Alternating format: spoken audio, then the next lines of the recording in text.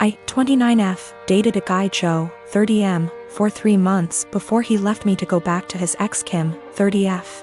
Right after we broke up I found out I was pregnant and now I'm at 24 weeks. I let him know and he was ecstatic. Turns out his girlfriend had fertility issues and would likely never be able to get pregnant naturally, and he has always wanted to be a father. Getting back together was out of the question for both of us, so he's still with his girlfriend. Joe was only allowed at the initial appointment because of COVID-19, and we found out I was having twins. According to Joe, when he told Kim, she had a mental breakdown about her infertility and wanted to talk to me. I met them at their house and Kim stated that she wanted to be involved in my pregnancy because she would eventually be the children's stepmother. She started telling me that I needed to do a home birth, that I needed to formula feed so that they could have the babies half of the week, that she wanted 1 boy and 1 girl, and that she wanted the kid to call her mama since they would be calling me mommy. I shut her down and said I would make the best choices for my children and my body and left. Kim continued to be overbearing and texting me every day about my eating habits, exercise habits, and ing about how her job wouldn't let her take maternity leave. At the virtual genetics counseling appointment, she attended instead of Joe and took over the whole meeting trying to talk about her family history, which wasn't relevant. When it came time for my 20-week level 2 scan, they allowed me 1 guest and Joe suggested I take Kim instead of him, which I refused to do. Joe did end up coming and he found out the gender because I wanted to keep it a surprise for me so we could throw a gender reveal party. I put a pregnancy announcement on my social media and then she put up an announcement saying they were expecting twins, the non-traditional way, and how blessed she was. I was irritated but I kept my mouth shut. Then she threw a gender reveal party and posted it on social media. I wasn't even invited. She also announced that she's having a baby shower. I commented on her posts and told her to stop treating me like a surrogate, that the kids weren't hers, and that Joe didn't have any claim or custody of the kids until they are born. I then called Joe and reiterated all of this and stated that I would not be seeing either of them until we went to family court, and that my mother would be my birthing partner. He and Kim and some of her friends and family are saying I'm an asshole, and her mother even called and insisted I give her one of my babies. Like, this is the Parent Trap? I'm definitely getting a lawyer ASAP. Y'all have scared the shit out of me, but I'm happy you did. We used condoms because I do not react well to hormonal birth control, and I had to wait to get a non-hormonal IUD because of other medical issues. The Thursday I posted this, I went to the police and they stated that there was nothing they could do because a crime hadn't been committed. In my state, orders of protection are criminal or family, so I was able to get one against Joe. On Friday, I did get a lawyer and they let me know in my state there was nothing I could do as far as custody before the babies are born. So I will be leaving my state soon to ensure that this isn't my baby's home state and I can't be charged with anything.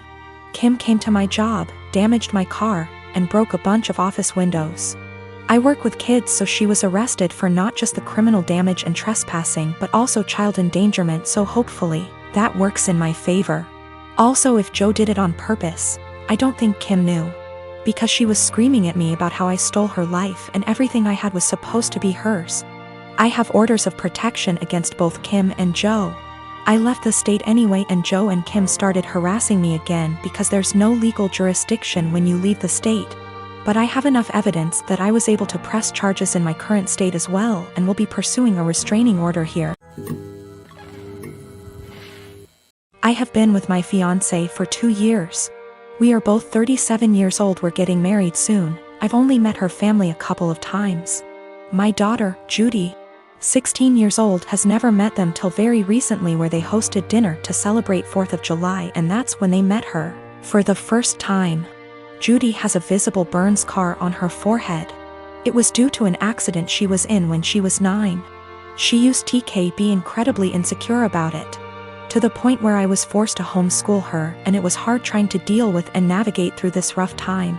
Now she's doing a lot better, though some comments can really cause her to become stressed out and anxious. My fiancé knows all that and respects it. Before we went to her parents' house, I asked her to tell them about Judy and her struggle, and get to try and not say anything negative about it or possibly mention it.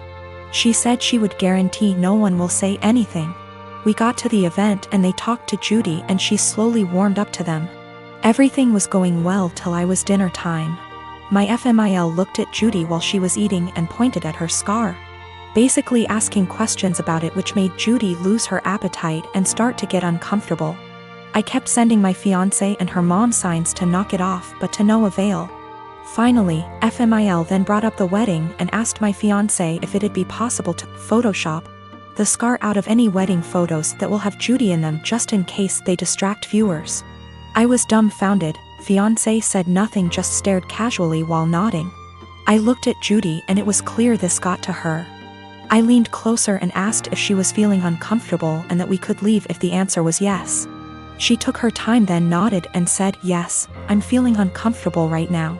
I got up and told her to get ready cause we were leaving. My fiancé, her mom and the family started insisting we finish dinner and stay, but I refused. I took Judy and got in the car and left before even talking to my fiancé. Obviously, she was pissed. She called and was angry, talking about how I disrespected her parents by taking Judy and leaving in the middle of dinner and not even saying goodbye. I told her that Judy was feeling uncomfortable with Mills' comments and questions. She said Judy overreacted and is in need to go back to therapy if a simply mention of her scar caused her to react that way. I got tired of arguing and asked her to give us some time, but she went on me and said that I have no respect for her and her family, and that what I did was irrational, and now she won't speak to me till I clear things up with her family, after ruining their celebratory dinner. I am a 45-year-old woman. My husband and I have a 15-aunt daughter Kate and a 9-year-old son Sam. My husband has a brother and a 40-year-old sister, Eva. Eva and her husband James have a daughter, Allegra. She is also 15 years old. Kate and Allegra have always been compared in the family. From the time they were born, it seemed to be a competition of who would walk first, talk first, do more, achieve more. And Allegra was always first. I won't go too much into detail about Allegra because that's not really the point, but I will say she's a beautiful, intelligent, truly one-of-a-kind girl, and her parents have done a great job raising her. My in-laws fell in love with her and think she hung the moon. This bothered me and made me sad for Kate, but I let it go for the most part.